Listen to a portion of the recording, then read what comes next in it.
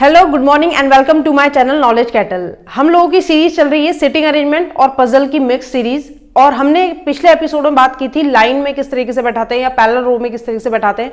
आज हम करने वाले हैं 3 क्वेश्चन डिस्कस, जिसमें से एक क्वेश्चन शुभांकर सर द्वारा पूछा गया है और बाकी 2 क्वेश्चन हैं जो कि इजी तो नहीं बोलेंगे, हाँ थोड़े मॉडरेट लेवल के हैं, इजी से मॉडरेट के अंदर आते हैं। ठीक है, देखते हैं अप्रोच कैसा होना चाहिए। तो चलिए, बोर्ड पर देखना होगा आपको पहला क्वेश्चन। तो आप पहला क्वेश्चन देखिए और वीडियो पॉज करके इसको करने की कोशिश कीजिए। ठीक है, वीडियो पॉज करने के बाद इसका सॉल्यूशन देखिएगा। ये मैं आपको बता दूं, पहले खुद प्रैक्टिस करनी है, कहां आप लैग कर रहे हैं, कहां आपको दिक्कत आ रही है, ये बातें आपको पता होनी चाहिए। चलिए, तो क्वेश्चन क्या है देखते हैं। क्वेश्चन है P, Q, R, S, T, U, V and W are sitting around a circular table. एक सर्कुलर टेबल यानी गोलाकार मेज में बैठे हैं, फेसिंग द सेंटर। सबका फेस कहाँ है? सेंटर की तरफ है। यानी क्वेश्चन देखने में और पढ़ने में तो ऐसा लग रहा है इजी होगा। ठीक है, चलो देख लेते हैं। 8 लोग हैं और कहां देख रहे हैं बेटा? सेंटर की तरफ देख रहे हैं। तो ये 8 लोग मैंने बना दिए। मैंने आपको पहले ही बताया था इवन लोग हमेशा अपोजिट में बैठाना। ठीक है, और सब कहां देख रहे हैं? अंदर की तरफ देख रहे हैं। कितने डायग्राम बनाने? मैंने आपको ये भी बताया था कि डायग्राम चाहे कुछ हो जाए, आपको डायग्राम 2 लेके चलने हैं। पॉसिबिलिटी चाहे हो चाहे ना हो, क्योंकि क्वेश्चन पढ़ते ही हमें नहीं पता चल सकता कि पॉसिबिलिटी है या नहीं है, और कितनी है ये भी नहीं पता चल सकता। तो हमने बना दिया। तो कहता क्या है कि ये लोग जो है इसमें बैठने हैं, लेकिन एक और चीज दे दी जो नहीं है आपके लिए। वो क्या है? Each of them was born in different years. हर एक व्यक्ति, यानी ये जो 8 व्यक्ति हैं, इन्हीं के बारे में बात हो रही है कि हर एक व्यक्ति अलग अलग साल में पैदा होता है। अगर हर व्यक्ति अलग अलग साल में पैदा होता है तो उसकी उम्र भी अलग अलग होगी। और यहां पर यह भी लिखा हुआ है कि आपको जो ईयर्स दिए हुए बेटा 1981, 83 एक्सेट्रा एक्सेट्रा, और बोला है ages are to be calculated taking 2017 into consideration. कह रहा है एज को आप 2017 तक के हिसाब से लोगे, यानी कि अभी 2020 चल रहा है, 20 के हिसाब से नहीं लोगे बेटा, 2017 के हिसाब से लोगे। इसका मतलब एक आदमी पैदा हुआ कब? 1981 में। और याद रखना, जब भी ऐसा क्वेश्चन आता है तो बैठाना हो तो कोई दिक्कत नहीं है, लेकिन एजेस भी दे दी उसने साथ में, तो आपको एक और चीज लेके चलनी है, एजेस। ठीक है, तो एजेस में लिख रही हूं, और ध्यान रहे मैं उसी क्रम में लिख रही हूं जिस क्रम में ये है। ठीक है, आपको ऐसा जरूरी नहीं कि उसी क्रम में लिखना है, ये क्रम में पहले से एडजस्ट हो रखे हैं, पहले से ही ऑर्डर में है, इसलिए मेरे को कोई दिक्कत नहीं हो रही है। मैं यहाँ पर आराम से नोट कर रही हूँ। अगर ये ऑर्डर में ना हो, ये भी मैं आपको बता दूं थोड़ा इजी बनाने के लिए क्वेश्चन, अगर ये ऑर्डर में नहीं होते तो आप इन्हें ऑर्डर में कर लिया करो। ऑर्डर में करने का मतलब जैसे 81 पहले आता है, उसके बाद 83 आता है, देन 87, देन 85, 87, 89, इस तरीके से ऑर्डर वाइज। ठीक है, इससे क्या पता चलता है? ये पता चलता है कौन बड़ा कौन छोटा। ठीक है, एजेस इनके सामने लिख देंगे। अब क्वेश्चन नहीं उठता कि मैम एजेस क्यों लिखे? 2017 के हिसाब से उसने, हो सकता है क्वेश्चन में आगे जाके वो पूछे कि भाई वो व्यक्ति इससे 2 गुना है, या वो व्यक्ति इससे 5 साल बड़ा है, या 6 साल छोटा है। तो आपको ईयर्स में भी पता होना चाहिए। ये तो सन है कि किस साल में वो पैदा हो रहे हैं। ठीक है, और याद रखना बेटा, जब भी इस तरह का क्वेश्चन आता है तो आपको डेट और मंथ सेम लेना होता है। सेम का मतलब जैसे बंदा 1981 में पैदा हुआ और मैं आपसे कह रही हूँ 2017 तक आपको काउंट करना है, तो बच्चों का क्वेरी होती है कि हम 2017 तक, हो सकता है वो 22 साल कुछ महीने का हो जाए, तो महीने महीने का केस नहीं होता, पूरा होल नंबर होता है। तो वही महीना वही तारीख लेते हैं वो लोग। ठीक है, तो 81 का व्यक्ति 2017 की बात कर रहा है। 2017 में 81 का व्यक्ति कितने साल का होगा? तो आपको बताना है कि ये व्यक्ति कितने साल का होगा। तो ये हो जाएगा आपका 17 और ये 9 और ये 10 है ना, तो ये हो जाएगा आपका 36 का। ठीक है, 36 साल का ये व्यक्ति हो जाएगा। ये उम्र है जो मैंने लिखी है, और ये ईयर है जो मैंने यहाँ लिखा है। अगर ये 36 का है तो नीचे वाला कैलकुलेट करने की जरूरत ही नहीं, 2 साल बाद की बात है, यानी ये आदमी 2 साल छोटा होगा। ये कितने का होगा? 34 साल का। ये आदमी 2 साल और छोटा होगा, ये 32 का होगा। ये 2 साल और छोटा होगा, 87 है, तो ये 30 का होगा। ये व्यक्ति 2 साल छोटा 28 का होगा। सब में 2 साल का ही गैप है, ये 26 का होगा। इसके बाद इसकी बात करें तो ये 24 का होगा, और ये वाला व्यक्ति कितने साल का होगा बेटा? 22 साल का होगा। ठीक है, तो एज आपकी यहां पर आ गई। ये एज है। ऐसा मैंने क्यों किया अभी समझ में आ जाएगा, क्वेश्चन की डिमांड है ये। ठीक है, देखो क्या बोल रहा है आगे। अब क्वेश्चन स्टार्ट होता है बेटा, कहता है S is sitting second to the right of U. S नाम का व्यक्ति यू नाम के व्यक्ति के सेकंड राइट बैठा है। अगर एस नाम का व्यक्ति यू नाम के व्यक्ति के सेकंड राइट बैठा है तो पहले ऑब्वियसली मैं यू को बैठाऊंगी, क्योंकि यू के रिस्पेक्ट में बोला है। तो यू को सर्कल है, सब अंदर देख रहे हैं, कहीं भी बैठा दो, कोई कोना नहीं है, कोई एजेस नहीं है, तो कहीं भी बैठा दो। मान लो मैंने यू यहां बैठाया, पहला बंदा दोनों डायग्राम में मैंने एक ही जगह बैठाना है, याद रखना। यू के सेकंड राइट में कौन है? एस। 1 2 दाहिना ये होगा उसका, सेकंड राइट में कौन है? कौन है, एस, 1 2 कौन है, एस, ठीक है, बना दिया, दोनों डायग्राम सेम चल रहे हैं। अब कहता है R is sitting third to the right of Q, R Q के राइट यानी दाहिने तीसरे स्थान पर है, क्यू जहां भी होगा बेटा अंदर देख रहा होगा, और आर इसके राइट में तीसरे नंबर पे, तो 1 राइट 2 राइट, यहां पर कौन होगा, आर होगा, वो भी अंदर देख रहा होगा, यानी कि इनका ऑर्डर तो यही रहेगा, क्यू जहां भी होगा उसके दाहिने और तीसरे स्थान पर आर है। लेकिन अब ये गलती मत करना कि ठीक है मैम आर को बैठाना है तो क्यू को बैठाना पड़ेगा, क्यू को कहीं भी बैठा देते हैं। जब आपका सर्कल खाली होता है, बिल्कुल खाली, तो आप पहला पर्सन कहीं भी बैठा सकते हो, आपकी मर्जी है। लेकिन बेटा जब उसमें कुछ लोग बैठ जाते हैं, चाहे फिर वो एक ही क्यों ना हो, तब आप किसी भी दूसरे बंदे को अपनी मर्जी से नहीं बैठा सकते। यानी अब आप क्यू को ऐसा नहीं कि कहीं भी बैठा दिया, डिपेंड करता है बेटा, ऐसे उसको अपने बगल में बैठाना चाहता है कि नहीं बैठाना चाहता, यू उसको अपने बगल में बैठाना चाहता है कि नहीं बैठाना चाहता, तो ऐसा मत करना। तो इसको अलग लिख दिया मैंने, ठीक है। अगर इनसे रिलेटेड होता तो मैं बैठा देती, कोई दिक्कत नहीं थी उसमें मुझे, पर रिलेटेड नहीं है। अब क्या बोलता है, the only person sitting between Q and U is born in 1991, very important line, कह रहा केवल एक व्यक्ति जो क्यू और यू के बीच में बैठा है वो 1991 यानी कि 91 में पैदा हुआ है, उसका नाम नहीं बताया। लेकिन जो ये ओनली वाली कंडीशन दी है बेटा, जो उसने बोला है कि क्यू और यू के बीच में ओनली एक आदमी बैठता है जो इतने में पैदा हुआ है, इसका मतलब क्यू और यू के बीच में एक बंदा बैठा है, तो ये यू है, तो बेटा क्यू यही तो होगा, क्योंकि यहां तो हो नहीं सकता, इनके बीच में एक का गैप, लेकिन यहाँ क्यू हो ही नहीं सकता, तो यू है तो एक छोड़ के यहाँ क्यू, यू है एक छोड़ के यहाँ क्यू, दोनों डायग्राम सेम चल रहे हैं, ठीक है। लेकिन उसने क्या बोला, उसने कहा जो एक लौता एक ही आदमी जो ओनली बंदा बैठा है इनके बीच में, वो व्यक्ति 91 का है। 91 का मतलब है बेटा वो 26 साल का है, यानी ये जो बंदा बैठा है ये 26 साल का है। नाम तो नहीं पता इसका, लेकिन इतना पता है कि 26 साल का होगा, ठीक। चलो आगे देखते हैं, आगे क्या बोल रहा है। आगे आपसे कहता है कि P is the eldest person among all and is not an immediate neighbor of Q और S। कह रहा P जो है सबसे बड़ा व्यक्ति इन सब में, सबसे बड़ा व्यक्ति यही तो होगा, कौन, ये, यानी कि P की उम्र कितनी है, 36 साल। और कह रहा है P कह रहा है मैं Q और S के, Q या S दोनों में से किसी के बगल में नहीं बैठूंगा, तो अगर P यहां नहीं बैठेगा यहां नहीं बैठेगा तो P के लिए एक ही जगह तो बची, ये दोनों में एक ही जगह बची। क्यों, क्योंकि बच्चे Q के बगल में आप उसे बैठा नहीं सकते, और Q खुद यहाँ पर P बैठ नहीं सकता, S यहाँ पर P बैठ नहीं सकता, और यहाँ पर आप उसे बैठा नहीं सकते क्योंकि S के पड़ोसी हैं, यहाँ पर U बैठा है, यहाँ पे बैठ नहीं सकता, तो एक ही तो जगह बची। और P की जो उम्र है वो कितनी है बेटा, 36 साल उम्र है उसकी, ठीक है, ये भी मैंने लिख दिया, ठीक। अभी भी डायग्राम दोनों क्या चल रहे हैं, सेम चल रहे हैं, कोई चेंज नहीं आया। आगे देख लेते हैं, आगे कहता है W is older than only S, very important line, कह रहा है W केवल S से बड़ा है। अगर W केवल एक आदमी से बड़ा है, ओनली लगाया है बेटा, ठीक है, ऐसा नहीं बोला है कि इससे बड़ा है, बोला है केवल इसी से बड़ा है। अगर W केवल एक ही आदमी से बड़ा है जिसका नाम क्या है, S, यही बोला है, तो W सेकंड बंदा होगा, बड़ों में सॉरी छोटों में सब सेकंड नंबर पे होगा। W केवल S से बड़ा है, तो इसका मतलब सबसे छोटा S ही है, यानी S की एज कितनी है, 22 साल, S की एज 22 साल कंफर्म हो गई, तो मैंने लिख दिया। W की एज है 24, लेकिन W अभी तक बैठा नहीं, कहीं भी हो सकता है, ठीक। उसके बाद देखो आगे क्या बोल रहा है, आगे आपसे कहता है W is sitting second to the left of T, W second left है T के, T के सेकंड लेफ्ट है, T जहां भी होगा T के सेकंड लेफ्ट कौन है, W, यानी इस तरीके से होगा, देख तो W भी अंदर ही रहा होगा, T के लेफ्ट में, तो T जहां भी हो, चाहे वो यहां हो चाहे वो यहां, उसके सेकंड लेफ्ट में W होगा। अब बैठाना नहीं है क्योंकि कहीं भी हो सकता है, यहां यहां यहां यहां, हमें नहीं पता। उसके बाद बोलता है T does not sit beside P, beside का मतलब होता है बेटा बगल में, ठीक है।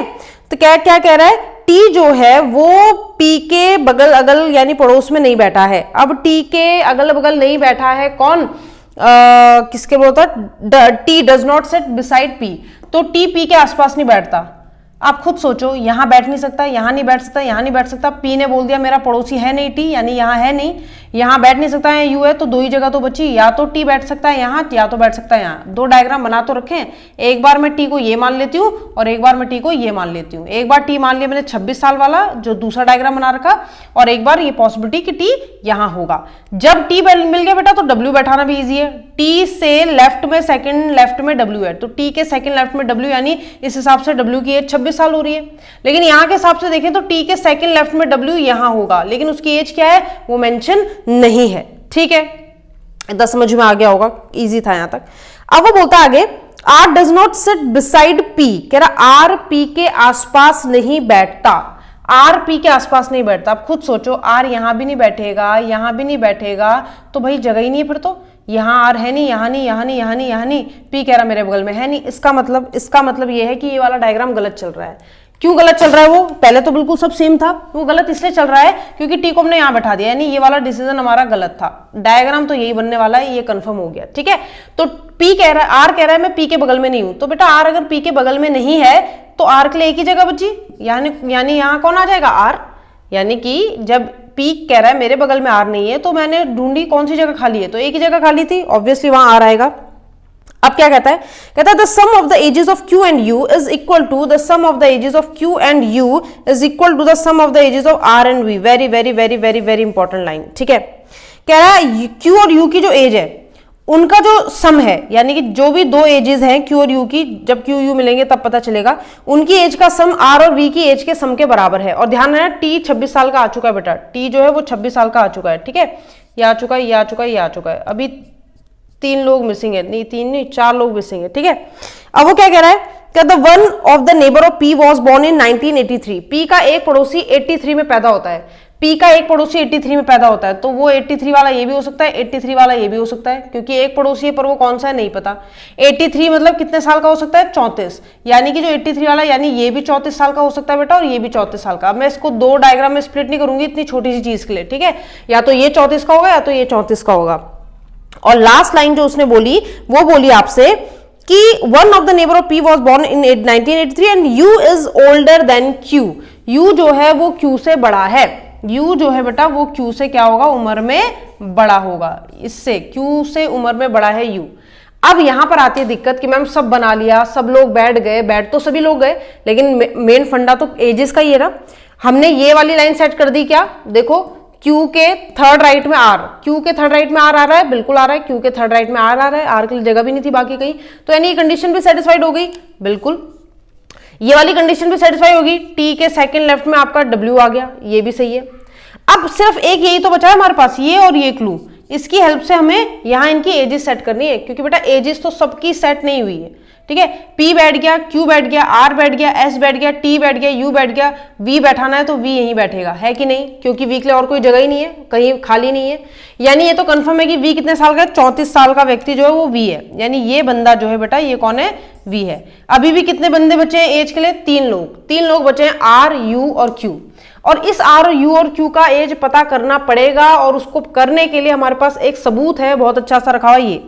अब यहां दिमाग लगाओ, यहां लगेगी गणित। कैसे लगेगी? उसने कहा क्यू और यू की एज का सम आर और वी की एज के सम के बराबर है। मैंने कहा भाई आर की एज हमें पता ही नहीं है, वी की भी नहीं पता, वी की पता है। वी की कितनी है? 34। तो मैंने कहा ठीक है, वी की एज कितनी है बेटा? 34।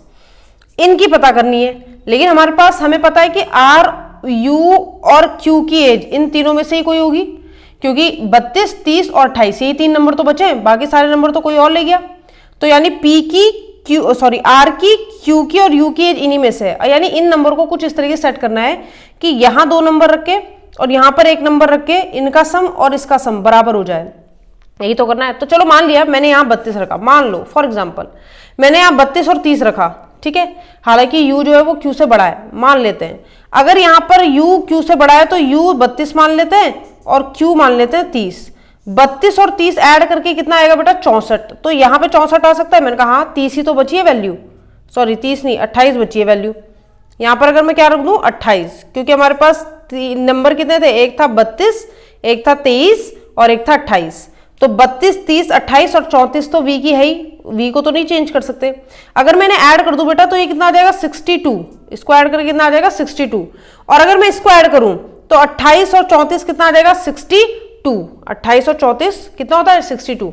अब आप सोचोगे मैम आपने कैसे 30, 32 रख दिया, आपने कैसे दिमाग लगाया? तो बेटा सुनो, सिंपल सी बात है, यहां पर यह ध्यान देना है कि u q से बड़ा होना चाहिए, यानी u की वैल्यू q से बड़ी होनी चाहिए, ठीक है। बाकियों से हो ना हो उससे फर्क नहीं पड़ता। और मेरे पास आप खुद देखो v 34 साल का हो चुका है, तो इन तीनों में से सबसे बड़ी वैल्यू अगर मैं देखूं तो 32 है, तो मैंने मान लिया u 32 साल का है। ऐसा भी हो सकता था कि ये 30 और 28 हो जाता, और ऐसा भी हो सकता था कि 32 और 28 हो जाता, ये 32 होता, ये 28 होता। लेकिन अगर यहाँ 32 रखती, यहाँ 28 रखती, तो ये वैल्यू कितनी हो जाती? 32 और 28 रखती तो 60 हो जाती। तो यहाँ पर एक ही नंबर बचता है ऐड करने के लिए, लेकिन उसे ऐड करके यहाँ पर कभी भी वैल्यू कितनी नहीं आ सकती थी, 60 नहीं आ सकती थी। एक ही कंडीशन है जो भी होगी कि Q की वैल्यू 30 रख दो, U की वैल्यू 32 रख दो, क्योंकि 30 और 32 को ऐड करके 62 आता है।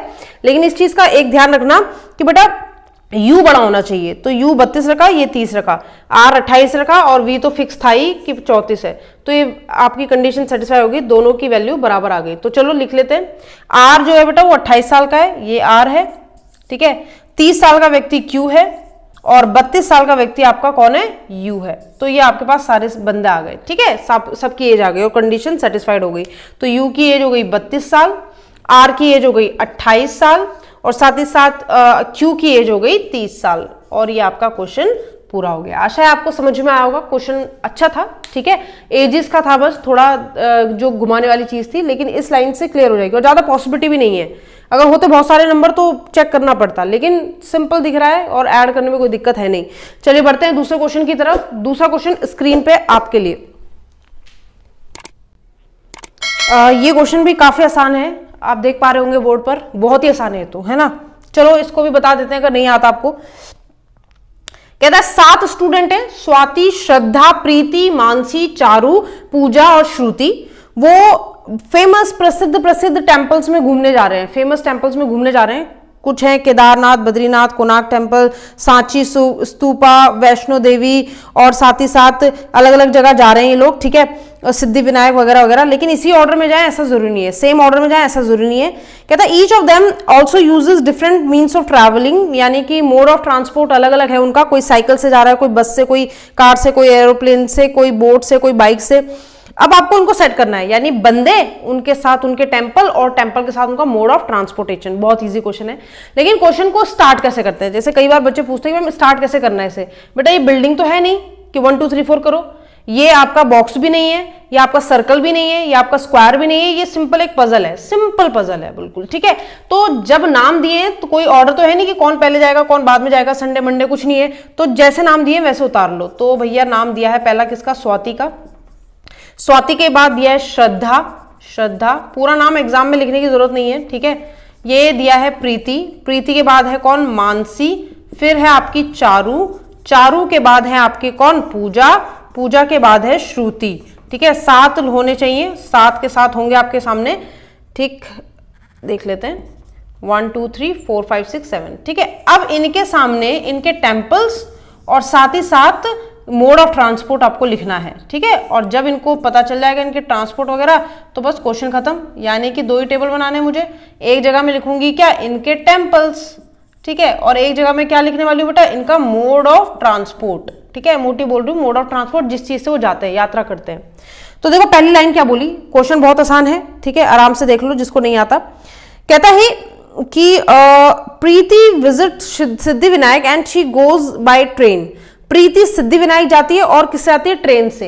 ये प्रीति है, टेम्पल का नाम क्या बोला है बेटा, सिद्धि विनायक। सिद्धि विनायक जाती है और किससे जाती है बेटा, ट्रेन से बोला है, ठीक है। इसके बारे में तो दोनों इंफॉर्मेशन हो गई, ठीक, इसका हो गया काम। अब कह रहा था one who goes by car visit Somnath temple. जो कार से जाता है वो कौन सा टेम्पल जाता है बेटा, सोमनाथ, सोमनाथ टेम्पल जाता है जो कार से जाता है। लेकिन अब ये नहीं कि यहां रख दिया, भाई हमें नाम थोड़ा ना पता, हो सकता है स्वाति जा रही हो सोमनाथ टेम्पल, हो सकता है मानसी जा रही हो कार से, हो सकता है पूजा जा रही हो, कुछ नहीं पता, तो मैंने अलग से लिख दिया। फिर वो आपसे कहता है कि Charu does not go bye boat. Charu boat से नहीं जाएगी, चारू ये रही, और चारू का मीन्स ऑफ ट्रांसपोर्ट क्या नहीं होगा बेटा, बोट नहीं होगा, यहां पर लिख दिया मैंने। फिर वो आपसे बोल रहा है आगे, Pooja does not visit Sanchi stupa और केदारनाथ। पूजा केदारनाथ भी नहीं जाती, केदारनाथ भी नहीं जाती, और सांची स्तूप भी नहीं जाती, सांची स्तूप भी नहीं जाती, ठीक है। उसके बाद वो बोलता है the one who goes by bike does not go Badrinath. जो बाइक से जाता है बेटा वो बद्रीनाथ नहीं जाता, बाइक से जाने वाला व्यक्ति कहां नहीं जाता, बद्रीनाथ नहीं जाता, ठीक है। फिर बोलता है श्रुति विजिट कोणार्क टेम्पल। श्रुति का टेम्पल बता दिया कौन सा है बेटा, कोणार्क। श्रुति का टेम्पल है कोणार्क, और साथ ही साथ her means of travel is airplane. वो जाती है किससे, एयरप्लेन से जाती है, ठीक। अब कहता है Mansi goes to visit Vaishno Devi. Mansi Vaishno Devi जाती है, मानसी जो जाती है वो वैष्णो देवी जाती है, ठीक है। और वो बोल रहा है आगे, Shraddha means of travelling is cycle. Shraddha cycle से जाती है, श्रद्धा जो है वो यूज क्या करती है जाने के लिए, cycle. Pooja does not visit Somnath temple and her means of travelling is not bike. जो पूजा है वो सोमनाथ टेम्पल भी नहीं जाती, ये पूजा जो है बेटा ये सोमनाथ टेम्पल भी नहीं जाती, सोमनाथ टेम्पल भी नहीं जाती, यानी कि वो कार से भी नहीं जा रही होगी, क्योंकि कार जिससे जाने वाला सोमनाथ जाता है। और साथ ही साथ पूजा ने कहा मैं बाइक से भी नहीं जाऊंगी। लो भैया, उसने बाइक के लिए मना कर दिया, यानी काफी चीजों के लिए मना कर दिया। किसने? पूजा ने। बहुत चूजी है पूजा। आगे देखो आगे क्या बोल रहा है, क्या स्वाति ट्रेवल्स बाय बस। स्वाति बस से जाती है। स्वाति कहाँ? ये रही। स्वाति का मोड ऑफ ट्रांसपोर्ट क्या है बेटा? बस है। और फिर आगे बोल रहा है the one whose means of travel is cycle does not visit Kedarnath. ठीक है, तो साइकिल जो है जिसका ट्रांसपोर्ट का तरीक वो मीन्स ऑफ ट्रांसपोर्ट, वो कहाँ नहीं जाता? केदारनाथ नहीं जाता। खत्म हो गई बात। ठीक है, मुझे तो लगता है इस क्वेश्चन में सब कुछ दे रखा है। ठीक है, ऐसा कुछ है ही नहीं जो दे ना रखा हो। हाँ, ये खाली ब्लैंक आपको लग रहे होंगे, देखो कितने आराम से भरे जाएंगे। देखो आपको क्या बोला भाई, इसने कह दिया मैं बोर्ड से नहीं जाऊंगा। ठीक है, बोर्ड से ये भी जा सकता है, ये भी जा सकता है, जो भी है। यहाँ पर नेगेटिव वाले दे रखे, लेकिन एक लाइन है जिसे बोला है सोमनाथ वाला, जो सोमनाथ जाता है, सोमनाथ टेम्पल, वो कार से जाता है। तो जो सोमनाथ वाला है जो कार से जाता है बेटा, कार से जाने वाला व्यक्ति कौन हो सकता है? ये हो नहीं सकता, ये हो नहीं सकता, ये नहीं हो सकती। ये कार से जाएगी तो यहाँ सोमनाथ आना चाहिए था, लेकिन ये तो वैष्णो देवी जा रही है। ये कार से जा सकती है बिल्कुल, ये कार से जाएगी तो ये सोमनाथ हो जाएगा, ये कार से जाएगी तो ये सोमनाथ हो जाएगा। लेकिन अगर पूजा कार से चली जाती और यहाँ सोमनाथ आ जाता तो सोमनाथ तो उसको पसंद ही नहीं है, वो कह रही सोमनाथ में जाती ही नहीं हूँ। ठीक है, तो बेटा यहाँ भी नहीं आ सकती, यानी कि कार यहाँ नहीं आ सकती, कार यहाँ नहीं आ सकती, तो एक ही जगह तो बची है, यहाँ कौन आएगी? कार। और अगर यहाँ कार आ गई तो कार वाला जाता है कहाँ? सोमनाथ टेम्पल। यहाँ लिख दिया आपने सोमनाथ टेम्पल, तो फिर ये वाली लाइन तो हो गई। ठीक, अब वो क्या कहता है? अब वो कहता है कि भाई अब देखो कौन कहाँ से आता है? बाइक से। बाइक से जाने के लिए पूजा ने मना कर दिया, मैं बाइक से नहीं जाऊंगी। बाइक से फिर कोई तो जाएगा, जब पूजा नहीं जाएगी तो बाइक से कौन जाएगी? मानसी जाएगी बाइक से। अब पूजा के लिए क्या बचा? पूजा किस चीज से ट्रैवल करेगी बेटा? बोट ही तो बची, और कोई है ही नहीं चीज, क्योंकि बाकी सब चीजें ले गई। तो यानी ये वाला ब्लॉक तो हमारा पूरा हो गया। बात करते हैं मंदिर की। मंदिर की बात करें तो बाइक जिसके पास है वो बद्रीनाथ नहीं जा रहा है, मैंने कहा वैष्णो देवी जा रहा है, ठीक है, इसका भी काम हो गया। साइकिल वाला केदारनाथ नहीं जा रहा है, यानी ये बंदा साइकिल वाली जो है यानी श्रद्धा, ये कहाँ नहीं जाती बेटा? केदारनाथ नहीं जाती। अब खुद सोचो, केदारनाथ जाने के लिए पूजा ने भी मना किया था और केदारनाथ जाने के लिए श्रद्धा ने भी मना कर दिया, तो केदारनाथ स्वाति को भेज दो, कोई तो जाएगा केदारनाथ। केदारनाथ कौन चलेगा? स्वाति। पूजा के और नखरे, पूजा कह रही है मैं सांची स्तूप भी नहीं जाऊंगी। सांची स्तूप नहीं जाओगी तो किसी को तो भेजोगे सांची स्तूप, किसको भेजोगे? इसको भेज दो। तो पूजा कहाँ जाएगी? पूजा जो बचा हुआ टेम्पल है वहां जाएगी, और बचा हुआ टेम्पल है शायद बेटा बद्रीनाथ। बद्रीनाथ, बद्रीनाथ ही बचा है, वो वहां जाएगी। बद्रीनाथ वाला बाइक में नहीं जाता, बिल्कुल बोट में तो जा सकता है, तो ये हो गया आपका सही। ठीक है, इजी था ये क्वेश्चन, इजी था, ये पजल इजी थी। इस तरह की पजल आ जाती है, प्री में आती है कई बार।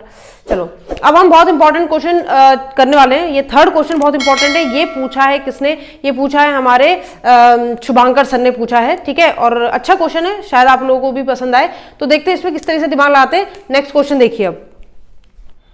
अब जो क्वेश्चन आपको दिखाई दे रहा है, इस क्वेश्चन में एक डायग्राम भी आपको दिखाई दे रहा होगा, छोटा सा नीचे, है ना। डायग्राम मैं बना देती हूँ यहाँ पर, जिसको नहीं अच्छे से शो हो रहा है वो देखना डायग्राम क्या है। डायग्राम कुछ ऐसा है। इस बार क्वेश्चन में डायग्राम बना के दिया हुआ है। ठीक है, क्वेश्चन में दिमाग लगाने वाला भी है थोड़ा सा। ठीक, मैं 2 डायग्राम बना देती हूँ, हो सकता है पॉसिबिलिटी भी आए, और फिर मैं बात करती हूँ उस क्वेश्चन पर। ठीक है, चलो क्वेश्चन में ऐसा दे रखा है, एरो बना रखे हैं कुछ इस तरीके से, मतलब डायग्राम दिया हुआ है। बंदों को बैठाना आपकी जिम्मेदारी है। टोटल बंदे कितने हैं? 12। ठीक है, 12 लोग हैं बेटा, टोटल 12 लोग हैं। नाम पढ़ लेते हैं एक बार उनका। टोटल है 12 फ्रेंड्स, जिनके नाम है ABCDEFGHIJK, और साथ ही साथ ये बैठते हैं इस टेबल पे जो बना रखी है इनके लिए। ठीक है, ये दिया हुआ है, एग्जाम में गिवन होगा, इसमें आपको कुछ नहीं करना, एग्जाम में गिवन होगा, क्योंकि बेटा इसे एक्सप्लेन नहीं कर सकता एग्जामिनर। एग्जामिनर ये नहीं कह सकता कि ऐसा बनाओ वैसा बनाओ। अगर ये सिंपल स्क्वायर होता तो एक्सप्लेन कर देता है, स्क्वायर में बैठाओ, सर्कल में बैठाओ, लेकिन इसको, इस डायग्राम को क्या एक्सप्लेन करेगा। ठीक है, तो उसने ये डायग्राम दे दिया, उसने कहा भाई इस डायग्राम में 12 लोग बैठाने हैं। लेकिन अब वो कह रहा है कंडीशंस क्या क्या है वो समझना। कह रहा है DIJK and EB face each other such that there is one common person who is adjacent to the both the individuals in the pair. Very important line। कह रहा है जो DI है, ध्यान देना, DI डाटा इंटरप्रिटेशन मत देख लेना, DI और जो JK है और साथ ही साथ जो EB है, ठीक है, ये तीनों के जो पेयर बोल रहा है, कह रहा है ये सबके सब फेस करते हैं एक दूसरे को, फेस ईच अदर बोला है, ठीक है, फेस करते हैं एक दूसरे को और कुछ इस तरीके से फेस करते हैं कि इनके साथ का जो कॉमन पर्सन है वो एडजेसेंट होगा इन दोनों के। अब इस लाइन का क्या मतलब है, देखो बेटा, DI का एक दूसरे को फेस करना, भाई ऐसे तो DI यहां भी हो सकते हैं, यहां D यहां I, या यहां I यहां D, ये भी तो एक दूसरे को फेस कर रहे हैं, ये दोनों भी तो एक दूसरे को फेस कर रहे हैं, ऐसे तो ये दोनों भी एक दूसरे को फेस कर रहे हैं, ये भी एक दूसरे को फेस कर रहे हैं, है कि नहीं। लेकिन उसने जो लाइन जोड़ी है कि जो कॉमन पर्सन है इनके बीच का वो एडजेसेंट है, दोनों के, एडजेसेंट का मतलब दोनों का पड़ोसी है, यानी एक ही आदमी जो दोनों का पड़ोसी है। तो ऐसा यहां पर तो नहीं हो सकता, अगर ये दोनों यहां बैठा दिए तो ऐसा कौन सा आदमी है जो दोनों का पड़ोसी हो, ये आदमी इसका पड़ोसी है तो ये वाले इसके पड़ोसी है, ये वाला इसका पड़ोसी नहीं है तो ये वाला इसका पड़ोसी नहीं है, यानी इनकी तो बात कर नहीं रहा है वो, इनकी बात कर नहीं रहा है वो, यानी वो एक ऐसी जगह की बात कर रहा है। ऐसा आपको लेना है बेटा जहां पर एक बंदा उनका क्या हो, कॉमन हो। तो बेटा वो जगह यही हो सकती है, हो सकती है कि नहीं, लगाओ दिमाग, हो सकती है कि नहीं। मैम सही कह रही है कि नहीं कह रही है, बिल्कुल सही कह रही हूं मैं, गलत मैं बोलती नहीं, ठीक है। यानी या तो वो जगह ये होगी, या तो वो जगह ये होगी, या तो वो जगह ये होगी, या तो वो जगह ये होगी। ऐसा क्यों, क्योंकि बेटा इन दोनों को जो आमने सामने देख रहे हैं, इनका कॉमन, इनका जो ये बंदा है ये इसका भी पड़ोसी और इसका भी है कि नहीं है। अगर यहां भी बैठ गए तो इनका भी एक पड़ोसी ये है, इसका भी ये पड़ोसी, इसका भी ये पड़ोसी, है कि नहीं है। यहां बैठ गए तो इसका पड़ोसी भी ये, इसका पड़ोसी भी है, यानी एक ही कॉमन बंदा जो दोनों का एडजेसेंट हो या दोनों का पड़ोसी हो। इतना समझ में आ गया।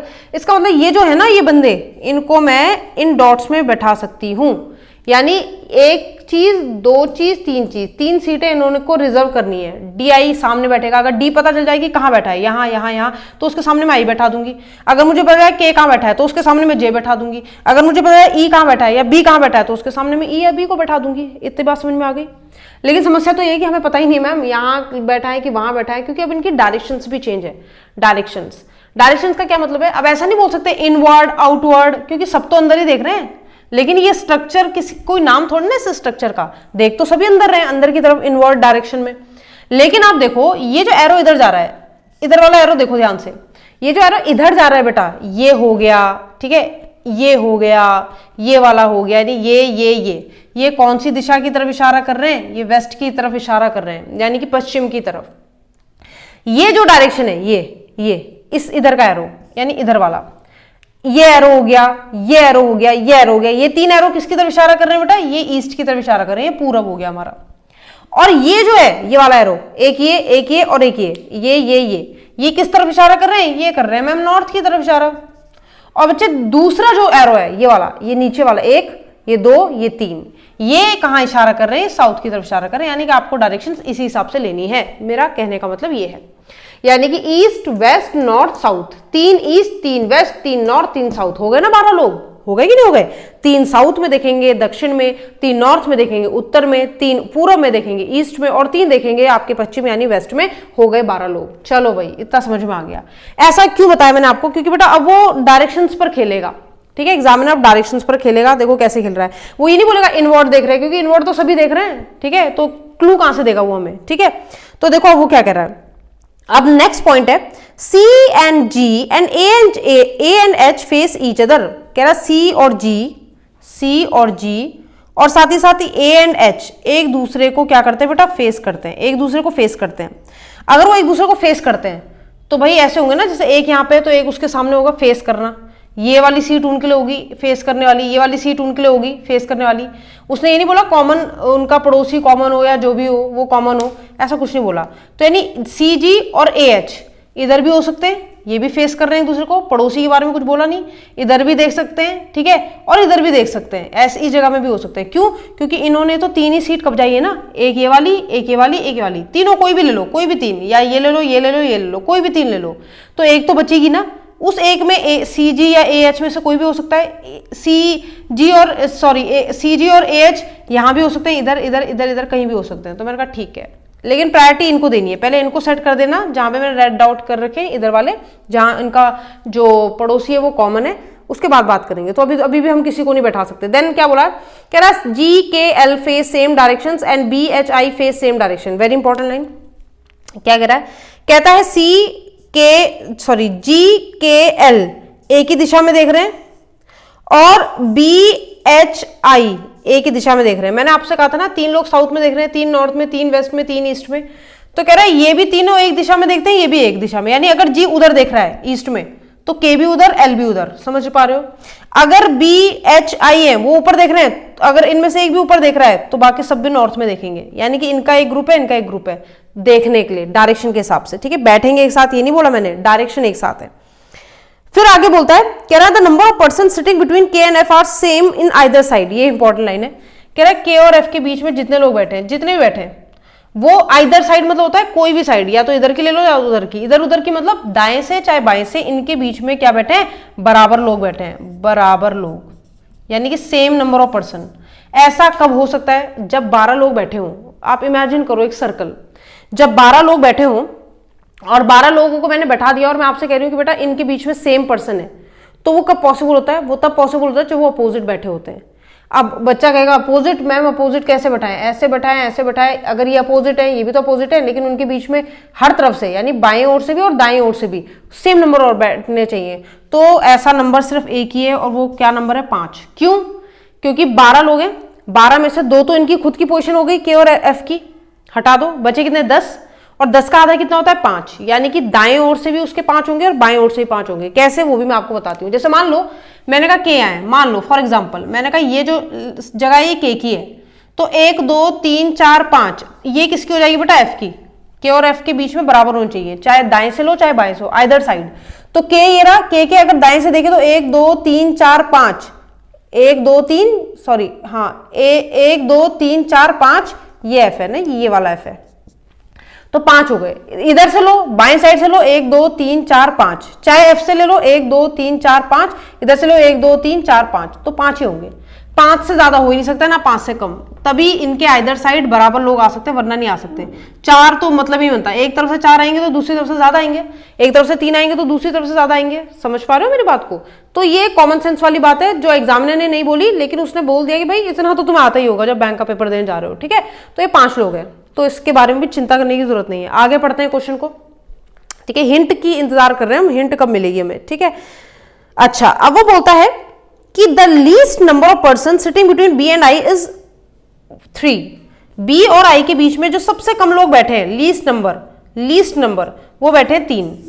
अब इसका क्या मतलब हुआ? इसका मतलब क्या है मैम कि B और I के बीच में कम से कम 3 लोग बैठे होंगे? नहीं बेटा, इसका मतलब ये नहीं है। अगर वो एटलीस्ट लिखता तो इसका मतलब ये था कि B और I के बीच में कम से कम 3 लोग बैठे होंगे, ऐसा तो बोला नहीं। उसने कहा B और I के बीच में जो लीस्ट लोग बैठे हैं वो 3 है, यानी कि दाएं से देखो चाहे बाएं से देखो, अगर दाएं से देखने पर और बाएं से देखने पर अगर आप देख रहे हो, एक से मान लो 4 लोग बैठे हैं या 6 लोग बैठे हैं, तो दूसरे बगल में जो लोग बैठे होंगे कम वाले जो संख्या होगी वो 3 होगी, यानी कि जहां भी उनके बीच में कम लोग बैठे होंगे वो 3 की संख्या है, लीस्ट 3 है। जो लीस्ट नंबर है उनके बीच में बैठने वाले लोगों का वो 3 है। ठीक है, यानी ये फिक्स है कि 3 ही लोग उनके बीच में बैठेंगे। फिर कहता है and FL are among them, और उन 3 लोगों में से F और L भी हैं। FL आर अमंग देम, वो 3 लोग जो हैं जो लीस्ट बैठे हैं इनके बीच में, कम से कम वाले जगह पे बैठे हैं, उनमें से F और L भी 2 लोग हैं इनमें से। कह रहा है ई सिटिंग इमीडिएट राइट ऑफ जी के इमीडिएट राइट में, जी जहां भी बैठा होगा बेटा उसके, देख तो अंदर ही रहा होगा, उसके इमीडिएट राइट में कौन है? ई जी के इमीडिएट राइट में। ठीक है, और हो गया हमारा क्वेश्चन खत्म। इन्फॉर्मेशन इतनी थी। अब चलो करते हैं शुभारंभ क्वेश्चन का। कैसे करें, क्या करें यार, कैसे बैठाएं, कैसे कर सकते हैं? चलो भाई शुरू करते हैं। देखो 2 डायग्राम की जरूरत तो पड़नी है, ये तो कंफर्म है। ठीक है, और K और F के बीच में 5 लोग बैठे हैं, तो अब मुझे सोचना है कि कौन सी लाइन मैं उठाऊं।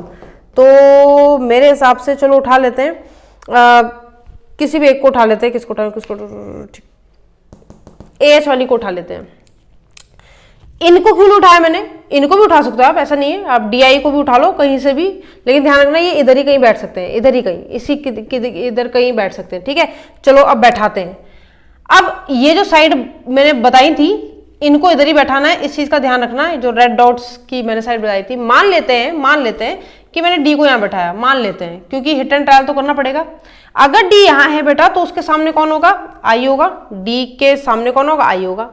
और B और I के बीच में जो लीस्ट लोग बैठे हैं वो 3 है। B और I के बीच में जो लीस्ट लोग बैठे हैं वो 3 है। ये I है 3 छोड़ के मान लो मैंने यहाँ बी बैठा दिया, मान लो फॉर एग्जाम्पल, क्योंकि मुझे नहीं पता वो बाएं से या दाएं से, हो सकता है आई यहाँ है तो 3 छोड़ के बी यहाँ हो, ऐसा भी पॉसिबल है, ठीक है।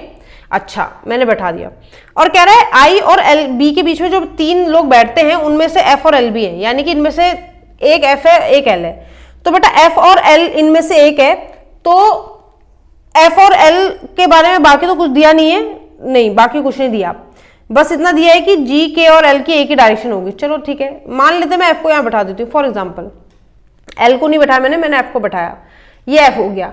अगर एफ यहाँ है, एफ की डायरेक्शन तो उसने कहा था एफ और के बीच में 5 लोग होंगे, चाहे इधर से गिनो चाहे इधर से, ये एफ है 1 2 3 4 5, तो ये हो जाएगा आपका कौन, के और एफ के बीच में 5 लोग हो गए, ठीक है। मैंने चाहे इधर से गिनो चाहे इधर से गिनो। चलो के बैठा तो के कह रहा है जहां मैं देखता हूं वहीं एल और जी भी देखते हैं, तो के कहां देखता है, नीचे, तो जी और एल भी नीचे देखेंगे, तो नीचे देखने वाले तो 2 ही हैं, तो यहाँ जी यहाँ एल, यहाँ जी यहाँ एल। लेकिन एक लाइन बोली थी क्या कि बी और आई के बीच में जो लोग बैठे हैं उनमें से एक एफ है और एक एल है, एफ तो ये हो गया, तो होना हो एल ये होगा, यहाँ तो हो नहीं सकता वरना फिर वो इन दोनों के बीच में नहीं आएगा ना, आई और बी के बीच में। तो ये मान लिया मैंने एल और ये मान लिया मैंने जी। आ रही है बात समझ में, ये एल मान लिया ये जी मान लिया। चलो हिट एंड ट्रायल है, कुछ नहीं है ऐसा कि हमें पता हो। चलो यहां पर हमने ये मान लिया। अब बात करते हैं कि भाई जब आपने ये डायग्राम बनाया या आप ये बना रहे हो तो इसमें दिमाग लाने वाली बात क्या थी, के के सामने जे आएगा क्योंकि जे और के ऐसे बैठे हैं और उनका एडजेसेंट पड़ोसी एक, ई और बी भी सामने आएंगे, ई और बी भी सेट हो जाएंगे, कोई दिक्कत नहीं होगी, उनका भी पड़ोसी हो जाएगा। डी और आई रहे, डी और आई यहाँ पे, ठीक है, कोई दिक्कत नहीं, इनको बैठने में कोई दिक्कत नहीं है, ठीक है। और एफ को और एल को बैठने में भी कोई दिक्कत नहीं आई। अब उसने बोला था कि जी के एल एक ही दिशा में देख रहे हैं, के नीचे, जी नीचे, एल नीचे, कोई दिक्कत नहीं। बी एच आई कहाँ देख रहा है, आई एक ही इस दिशा में देख रहा है यानी कि ईस्ट, तो बी और एच भी ईस्ट में देखेंगे बेटा। और इधर देखने वाले कौन है, एक बी ये रहा, तो ये कौन होगा, एच बी एच आई, तीनों इधर देख रहे हैं, ठीक है। फिर क्या किया उसने कहा सी और जी सामने सामने देख रहे थे, जी ये रहा तो सी हो जाएगा, इनमें तो एडजेसेंट पड़ोसी ऐसा कुछ बोला नहीं था। ए और एच सामने देख रहे हैं, ये एच है बेटा, यहाँ कौन हो जाएगा, ए और एच, ये सामने सामने देखेंगे, ठीक है। और जी के राइट में आपका क्या होना चाहिए, जी के राइट में, इमीडिएट राइट में होना चाहिए ई। अब यहाँ काम बिगड़ गया, जी के राइट में, जी के इमीडिएट राइट में ई है ही नहीं, है कि नहीं है, जी के इमीडिएट राइट में ई होना चाहिए लेकिन वहां तो है ही नहीं। इसका मतलब आपने जो डी यहाँ बैठा दिया, आप ये सोच रहे थे डी का पेयर ये बनेगा, हो सकता है डी यहाँ हो, बिल्कुल हो सकता है, तो आपने जो डी का पेयर यहाँ बनाया ये गलत था, यही तो मतलब हुआ।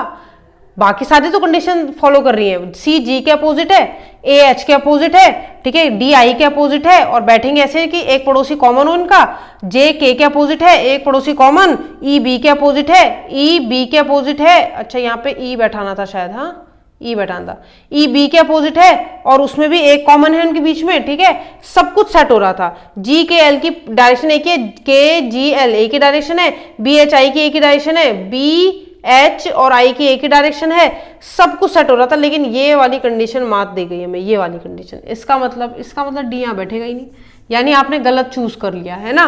अब मैंने पहले बोला पॉसिबिलिटी आपको बनानी ही पड़ेगी, पॉसिबिलिटी के बिना नहीं होगा, ठीक है। तो अब ये हो गया गड़बड़। एक और तरीका है, ये तो मैंने बताया कि बच्चा ऐसे अप्रोच करता है, एक और तरीका है कि जब आपको पता है कि जी के एल एक ही दिशा में देखते हैं, तो भाई या तो वो दिशा ये हो सकती है, या तो वो दिशा ये हो सकती है, या तो वो दिशा ये हो सकती है, या तो दिशा ये हो सकती है, यानी 4 पॉसिबिलिटी आपको वैसे भी चेक करनी है। चलो ठीक है, अगर डी यहाँ नहीं बैठेगा तो अब सोचते हैं कहाँ बैठा है हम डी को, तो मैंने कहा ठीक है एक काम करते हैं, डी को हम बैठा देते हैं यहाँ, फॉर एग्जाम्पल यहाँ बैठा होगा, इन्हीं चारों को तो हम चेक कर सकते हैं, 4 वैसे भी चेक करनी पड़ेंगे, वैसे भी डी है, डी के अपोजिट कौन है, आई, ठीक है, डी के अपोजिट कौन हो गया, आई। और आई और बी में लीस्ट नंबर ऑफ पर्सन कितने हैं, 3, आई और बी में लीस्ट नंबर ऑफ पर्सन 3 है, तो ये आई है 1 2 3, मान लेते हैं बी यहाँ है फॉर एग्जाम्पल, तो बी ये रहा, आई ये रहा, इनके बीच में लीस्ट नंबर ऑफ पर्सन कितने हैं, 3, उसमें एफ और एल भी हैं। अब एफ चाहे यहाँ हो, एल यहाँ हो, एफ चाहे यहाँ हो, एल यहाँ हो, इनके बीच में लीस्ट नंबर ऑफ पर्सन है उनमें एफ और एल भी हैं, ठीक है, बैठा दिया। उसके बाद उसने बोला कि एल जिस दिशा में देखता है, एल हर हालत में ऊपर ही देख रहा है, तो कह रहा है जी और के भी उसी दिशा में देखेंगे। अब ये तो हो नहीं सकता क्योंकि आप तो एफ और एल को बैठा चुके हो, एक जगह एफ है एक जगह एल है, तो इस दिशा में 3 ही जगह है, 1 2 3, और आप कह रहे हो जी और के भी वहीं देखेंगे जहाँ एल देखेगा, पॉसिबल ही नहीं है। इसका मतलब आप गलत बैठा रहे हो, इसका मतलब आपने बी यहाँ गलत बैठा दिया, आपको बी कहीं और बैठाना था। 1 2 3 1 2 3, मान लो मैंने बी यहाँ बैठाया, अब इन तीनों में से एक बंदा कौन है, एल, एक बंदा एल है और एक बंदा एफ है, तो मैंने कहा ठीक है, एल का देख लेते हैं। एल यहां भी देख सकता है, यहां भी हो सकता है। अगर एल यहां होगा, यहां कभी नहीं हो सकता। क्यों? अगर एल यहां देख रहा होगा तो बेटा ये दोनों जो लोग हैं ये फिर जी और के होने चाहिए, क्योंकि एल की दिशा में जी और के ही देख रहे हैं और तीन ही जगह है हमारे पास एक दिशा वाली, तो एल तो हो नहीं सकता। अब एल या तो यहां होगा या तो यहां होगा, ये फिक्स है, या तो यहां या तो यहां, ठीक है, या तो ये होगा या तो ये होगा। तो एल एफ, ठीक है, एफ का मुझे नहीं पता कि एफ फिक्स का है, मान लिया या तो ये एल होगा या तो ये एल होगा, ठीक। अगर मान लो एल ये है, मान लिया अगर एल ये है, तो बेटा के और आपका क्या, के और जी होंगे, ये होंगे के और जी, और जी के राइट में कौन होना चाहिए, जी के राइट में होना चाहिए ई, ठीक है। तो मान लिया मैंने कि के ये है और जी ये है फॉर एग्जाम्पल, तो जी के राइट में कौन है, जी के राइट में आपका है ई, यहां पर आपको किसको बैठाना है, ई, जी के राइट में ई, के यहां बैठ गया। के को मैंने इसीलिए ये जगह दी क्योंकि कॉमन वाली जगह देनी थी, ठीक है। अगर मैं यहाँ के को बैठाती बेटा तो कॉमन कुछ भी नहीं होता, कॉमन वाला वो होना चाहिए उसका, तो यहाँ हो गया जे, ठीक है। अच्छा, ई के सामने बी, ठीक, जे के सामने के, डी के सामने आई, ये तो हो गए फिक्स। अब बात आती है बाकी की, सी के सामने जी, जी के सामने सी, यहां सी आ गया, ए के सामने एच। अब ए और एच के लिए ये दो जगह तो बची है, बाकी कुछ बचा ही नहीं, ये दो जगह बची है ए एच के लिए, और याद रखना मुझे एफ भी बैठाना है अभी, ठीक है। तो अब उसने कहा था बी एच आई ए की डायरेक्शन में देख रहे हैं, आई का देख रहा है इधर, तो बी भी इधर ही देखेगा, बिल्कुल देख रहा है, और बी के साथ साथ एच भी इधर देखेगा, तो ये एच हो गया। अगर ये एच है तो ये सामने वाला कौन होगा, ये ए होगा, ये वाला ए होगा। तो कंडीशन सारी सेटिस्फाइड कर रही है, कोई ऐसी चीज जो रुकी हो। मैंने कहा के और एफ के बीच में 5 लोग हैं कि नहीं है, ये देख लो भाई, के और एफ के बीच में, के और एफ के बीच में। अब के यहाँ है, एफ यहाँ भी हो सकता है, यहाँ भी। अगर एफ यहाँ होता तो उनके बीच में तो 3 लोग होते के और एफ के बीच में, तो यहाँ तो एफ हो नहीं सकता है, एल ही रहेगा, तो एफ यहीं आएगा। देख लेते हैं, अगर के यहाँ है तो 1 2 3 4 5 एफ, 1 2 3 4 5 एफ, ठीक है। तो इधर से देखो चाहे इधर से देखो, कितने लोग आ रहे हैं आपके, टोटल 5 लोग आ रहे हैं। कुछ लोगों का क्वेश्चन ये भी होता है कि मैम हमने ऐसा बनाया लेकिन हमने तो डी इधर रखा था तब भी ऐसा है। भाई ये स्ट्रक्चर ऐसे घुमाओ चाहे कैसे भी घुमाओ, है तो क्लोज स्ट्रक्चर ना, आप यहां से शुरू करो चाहे यहां से शुरू करो, बात तो वही है। समझ पा रहे हो मेरी बात को? तो सब डायरेक्शन भी उस तरीके से हो जाएंगे। अगर आप इसे यहां ले लेते हो, अगर इनकी डायरेक्शन साउथ हो गई तो इधर अगर आप ऐसे कर दोगे तो के की डायरेक्शन फिर क्या हो जाएगी, ईस्ट हो जाएगी। तो ये आपका पूरा ओवरऑल डायग्राम बन गया। चाहती मैं तो एक बार यहां चेक करती, एक बार यहां चेक करती, कर सकती थी, लेकिन थोड़ा सा कॉमन सेंस लगाना है। याद रखना कंडीशन सारी सेटिस्फाइड होनी चाहिए। एक बार फिर से देख लो, डी आई के अपोजिट और इनका एक ही कॉमन पड़ोसी होना चाहिए। तो डी आई के अपोजिट है और एक ही कॉमन पड़ोसी है। जे के अपोजिट उनका एक ही कॉमन पड़ोसी, जे के अपोजिट उनका एक ही कॉमन पड़ोसी, ई बी के अपोजिट उनका एक ही कॉमन पड़ोसी जी, ठीक है। जी अपोजिट सी के, जी सी के अपोजिट, ए एच के अपोजिट, एच ए के अपोजिट। उसके बाद बी और आई में जो लीस्ट संख्या है वो 3 है। लीस्ट संख्या मतलब लेफ्ट या राइट से जहां से भी सबसे कम लोग हैं वो 3 है, और उन 3 में से एफ और एल भी है। तो बी ये रहा और आई ये रहा, तो उनके बीच में 3 लोग, सबसे कम संख्या इधर से थी, इधर से देखेंगे तो ज्यादा होगी, तो वो उनमें से एक एफ एक एल बिल्कुल है, ठीक है। फिर उसने कहा था जी के एल एक ही दिशा में देखते हैं, एल नीचे देखता है तो जी भी नीचे देखेगा, के भी नीचे देखेगा। यहाँ के क्यों नहीं बैठाया, यहाँ जी बैठा देते, के यहाँ इसलिए नहीं बैठाया क्योंकि के का पड़ोसी जो होना चाहिए था वो उनका एक ही नेबर होता है, तो इनके तो ये नेबर है, एक नेबर तो है ही नहीं, इसलिए मैंने के यहाँ सेट किया, जी यहाँ। उसके बाद बी एच आई एक ही डायरेक्शन में देख रहे हैं, आई यहाँ देख रहा है तो बी भी यहाँ देख रहा है, तो एच के लिए एक ही जगह बची, एच यहाँ देखेगा।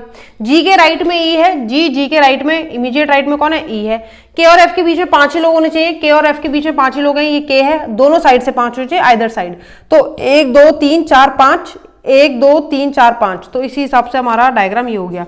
शुभंकर सर, आशा है आपको समझ में आया होगा।